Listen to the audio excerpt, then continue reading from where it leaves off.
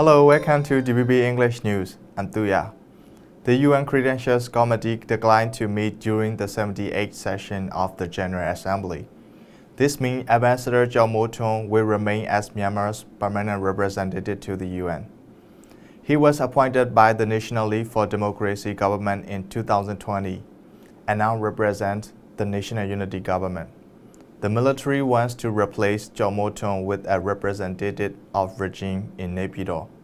DVB interview presenter Yamin Myat Aye sat down with Kyaw Moe Tun to discuss how he advocates for Myanmar democratic government at the international level. Yes, Mr. Ambassador, you are appointed during the 10 years of NLD government before the military staged the coup in 2021. So your role as the permanent representative to the United Nations is subject to annual review. So could you please provide an update on this year's situation? Thank you so much for having me here. Thank you so much also for the questions with regard to the representation of Myanmar at the United Nations. As you all know, the UN 78th session of the UN General Assembly has already started since 5th of September 2023. On that day, the Credentials Committee was already established with the nine members, namely the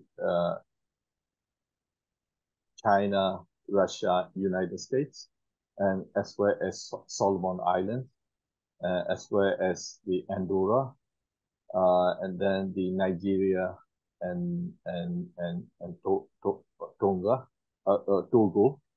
and also Suriname and Grenada. So it's 9 members of the Credentials Committee has been formed. But as far as I know, there has been no meeting of the Credentials Committee has taken yet.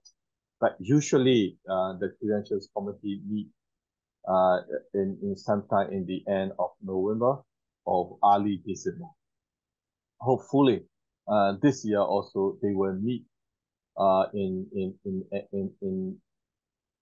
November or the early December. So we don't know yet when they are going to meet.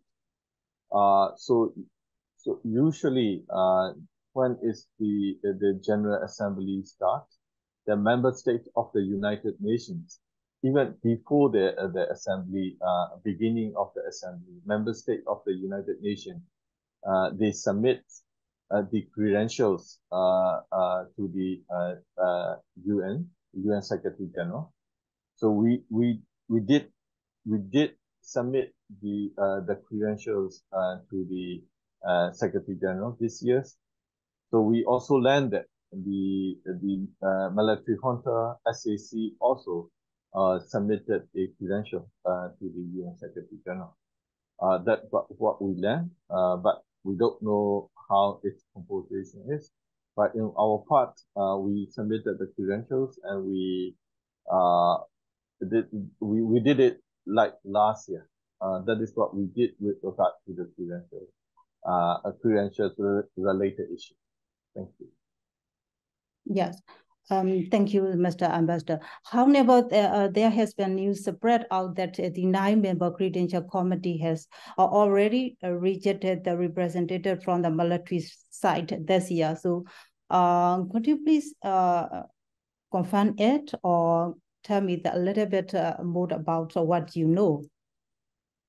Thank you so much. I don't know exactly whether it's been the military's credentials are being rejected or not. I don't know, but as I mentioned earlier, the credentials hasn't met yet.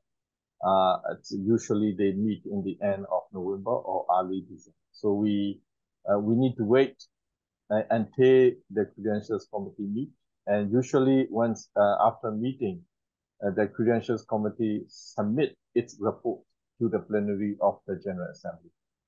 Then the plenary of the General Assembly adopt the report of the Credentials Committee. Usually, the process is very quick. when the chair of the Credentials Committee submit the report to the plenary, right away the plenary adopt the report. That is happened last year. Also, it's happened a year before. So there's some member states, they took the floor and saying that what they view on the report of the Credentials Committee. That happen usually regularly. So that is why, at this moment I am not in a position to comment on whether the credentials from the SAC being rejected. So at this moment I'm not in a position to give a comment on this. Thank you. Yes. So, Mr. Ambassador, what message would you like to convey to the peoples of Myanmar and the international communities regarding your role as the United Nations representative? Yeah, thank you so much. This question is very important for us, especially for the people of Myanmar. Because here at the Myanmar representation at the United Nations to the UN, what we see is it is important because having a representative of Myanmar to the UN who can convey the voices of the people of Myanmar to the international community through the UN platform, so that the international community can understand what's happening on the ground, what really happening in Myanmar. Because as you all know, the military junta, they always engage in this misinformation campaign. So they create all the stories that is really different from what happening on the ground, and they trying to misinform the international community. So having a representative of Myanmar who represent the people here at the UN can stop those kind of misinformation, disinformation campaign by the military. That is the one advantage that we can have here at New York. And then another one is that having a representative who represents the people can convey the voices of the people to the international community, can inform the aspirations of the people of Myanmar to the international community. These two are the very basic point that having a representative of Myanmar who representing the people of Myanmar.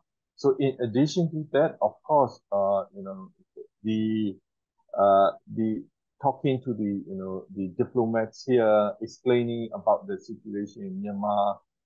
It's persuading the diplomats to have a resolution on Myanmar, which can put pressure on the military and which can bring back the Myanmar to the part of the